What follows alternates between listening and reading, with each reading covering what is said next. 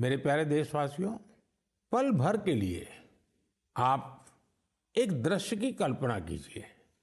कोलकाता में जनवरी का समय है, दूसरा विश्व युद्ध अपने चरम पर है और इधर भारत में अंग्रेजों के खिलाफ गुस्सा उफान पर है। इसकी वजह से शहर में चप्पे चप्पे पर पुलिस वालों की तैनाती है। कोलकाता के बीचों बीच एक घर के आसपास पुलिस की मौजूदगी ज्यादा चौकस है।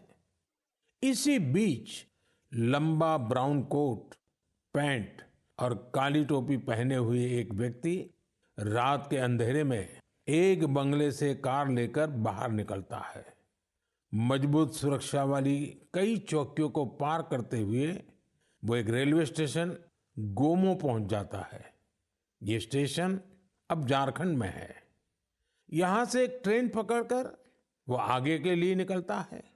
इसके बाद अफगानिस्तान होते हुए वो यूरोप जा पहुंचता है और यह सब अंग्रेजी हुकूमत के अभेद किलेबंदी के बावजूद होता है।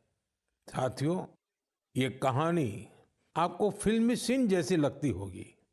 आपको लग रहा होगा, इतनी हिम्मत दिखाने वाला व्यक्ति आखिर किस मिट्टी का बना होगा। दरअसल ये व्यक्ति कोई और नहीं, हमारे देश की महान विभूति नेताजी सुभाष चंद्र बोस थे। 23 जनवरी यानी उनकी जन्म जयंती को अब हम पराक्रम दिवस के रूप में मनाते हैं। उनके शौर्य से जुड़ी इस गाथा में भी उनके पराक्रम की झलक मिलती है।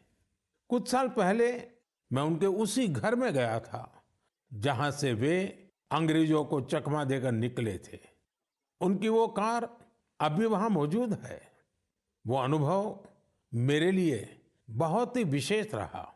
सुभाष बाबू एक विजनरी थे। साहस तो उनके स्वभाव में रचा बसा था।